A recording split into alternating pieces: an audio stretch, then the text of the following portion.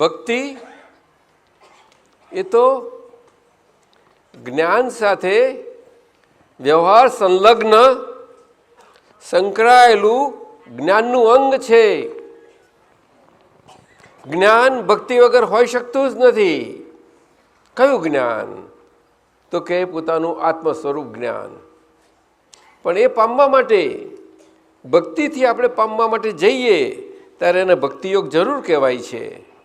પરંતુ એ જ્ઞાન યોગ, ભક્તિયોગ અને કર્મયોગ અહીંયા આગળ વ્યવહાર સાથે જોડેલો આપણો ભગવાન અને ભગવાન પામવાનો આરાધનાનો ક્રમ જે બધો છે એમાં આ ભક્તિ આવે જ છે. પણ હકીકતમાં ભગવાનની ભાષામાં એ જ્ઞાનનું અંગ છે. ભક્તિ એ જ્ઞાનનું અંગ છે. જેમ આપણે જળ પીએ છીએ, પાણી પીએ છીએ, અને એ જળ, એમાં જળનો રસ ન હોય તો આપણી તરસ ન છીપે. જળ રસ કહેવાય છે એને. એ આપણી તરસ છીપે નહીં. એટલે આપણી જ્ઞાન પીપાસા, જ્ઞાન પામ્યા પછી પણ એ દાદા ભગવાન સ્વરૂપ, વિજ્ઞાન સ્વરૂપ થઈ જવું, એના માટે અદ્ભુત પરાભક્તિ છે આકારની. બધા શાસ્ત્રોમાં ને બધા ધર્મોમાં ભક્તિ માટે ને પરાભક્તિ માટે તો ખૂબ કહેવાયું છે. પરાભક્તિ આ કાળમાં હોવી બહુ મુશ્કેલ છે કે છે. પણ આ સીધી આજે આ કાળમાં દાદા ભગવાને ખાસ એમના છેવટના વચનોમાં બધાને જણાવ્યું કે આ કાળમાં હવેથી આ દાદા ભગવાનના અસીમ જે જ્યારે ભક્તિ બધાને બહુ કામ કરશે. કે એમાં વ્યવહારમાં કળિયુગના બધા કાળના પ્રભાવો અને એના કારણે વ્યવહારમાં આપણામાં જે દૂષિતતા છે બધી, એને એ દૂષિતતા હળવી થતાં થતાં આપણો વ્યવહાર કેવી રીતે સરળ થાય, સુગમ થાય, એના માટેનું આ એક જ સાધન રહેશે. અને આ મોટામાં મોટું સત્સાધન છે, મોટામાં મોટું. કારણ કે એ વ્યક્તિની ભક્તિ નથી. એ વ્યક્તિની ભક્તિ નથી. બધા જ ભગવાન ખોરે છે, સમજે છે.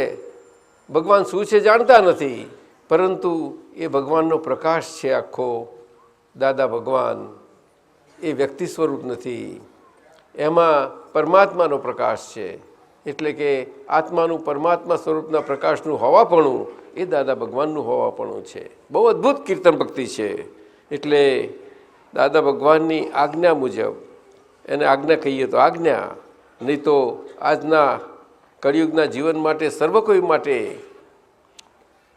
પોતે પોતાને ઓળખવા માટે આ એક ઉત્તમ સત્સાધન સ્વરૂપ જે મૂકી ગયા છે એનું આપણે યથાર્થપણે બહુ સારી રીતે આપણે જ આપણામાં મનમાં લીન થઈ જઈએ દાદા ભગવાન સ્વરૂપ, એ રીતે આ થાય બહુ ઉત્તમ છે. એટલે બધા એને માટે આજે 12 કલાકની થાય, 2 કલાકની થાય, 24 કલાકની અવિરત કીર્તન ભક્તિ થાય છે, એ બધામાં એ તો રાખવું પડે છે. આજે બહુ જ જાથા ભાવે રાખીએ ત્યારે આપણને થોડો લાભ મળી શકે છે એમાં. એટલે એ તો રાખવું પડે. એમાં વિવિધતા પણ હોય, બધું જ હોય.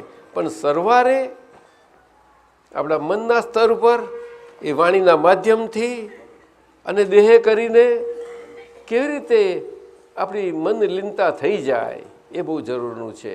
આ બધા મન જ મુખ્ય છે બધું. શું ગમે તેવી ભક્તિ કરીએ એટલે આ ભક્તિ બહુ મુખ્ય વસ્તુ છે.